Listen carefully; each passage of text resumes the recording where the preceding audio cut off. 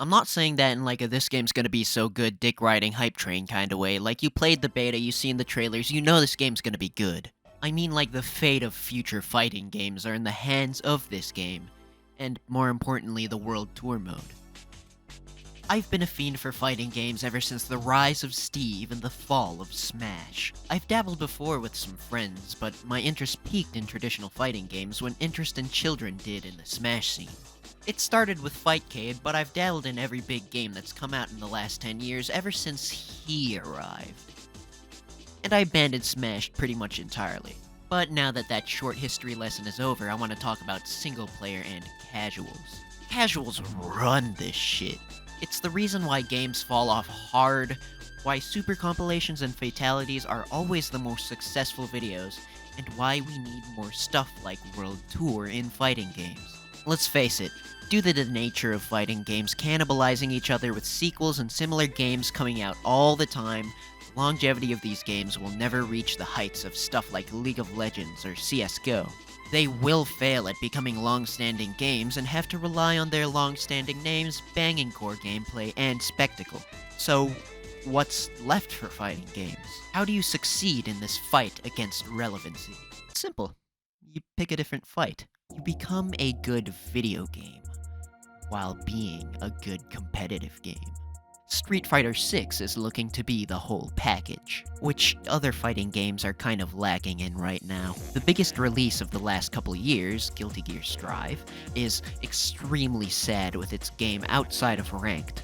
The story mode is a 3-hour real-time rendered cutscene, which sounds dope, but it's not a game. The best you get is arcade mode, which is unfortunately the reality for most releases. Tekken had a cool looking story mode, but if you didn't care about Heihachi vs Kazuya, then it's just an arcade mode with Solid Snake vs Liquid at the end. Like, yeah, that's cool, but I only played Rising. Newer Mortal Kombats try to mix gameplay into cutscenes, which is okay, I guess. And anime games have the visual novel. Then the solution is clear. I'll cut off your arm. None have proven to be anything but yeah, that was cool, I guess. Street Fighter 6 could potentially change all of that. The amount of side modes are huge, with the Mario Party battles, character creator, and, of course, World Tour. This could make a shift in future fighting games to have more game in their game. Obviously, a big story mode will attract a casual player, and by the looks of it, World Tour can also be a great teaching tool to new players as well, helping the longevity of the competitive aspects as well as giving button mashers and people like me stuck in the middle something to cream their pants over. Seriously, what took so long to give Street Fighter a My Career mode like 2K and all those other sports games? Looking at it now, it feels pretty obvious that it could be a hit, and the hope is that other games follow suit. Not in the way that they all have character creators and all have a career mode, but going back to finding creative ways to recontextualize the games, like in Tekken Force, or, you know what, fuck it, Idle Showdown. Why are these big-ass corporations getting outshone by VTuber fans? You know that your genre is fucked when its best single-player showings are Def Jam and funny VTuber game. Having a good story mode is a really cool way to sneak in references to older stuff in your franchise as well, or give spotlight to stuff that couldn't make it in the game for whatever reason. Idle Showdown does this well, World Tour has some references shown, and hell, Melty Blood snuck in Nanya and he's stuck in its boss rush mode. This is a great way to put some personality and history in your games. Here's my suggestion, you just copy Super Monkey Ball and have some banger party games that are already in your masterpiece. I think Mortal Kombat had a kart racer in the game at one point, just do that. Party games are eternal. I'll be singing the praises of Puyo Puyo Tetris and Bomberman till the day I die.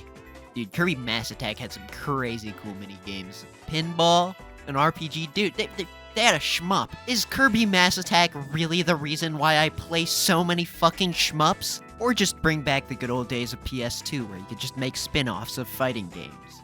Death by Degrees, that Athena horror game, the Virtua Fighter CG portraits. Dear God, bring these back. Jeffrey, my beloved.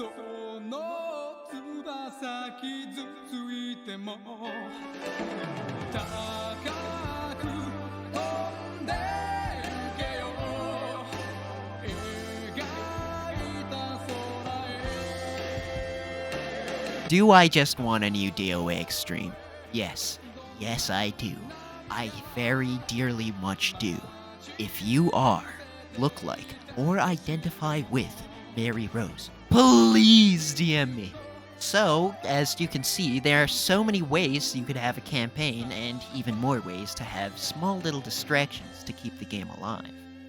Safe from the auto-cannibalism that this genre is doomed to go down to. The Golden Age is returning again, but hopefully, Street Fighter's World Tour can make the burning stars that are fighting games shine a little bit brighter.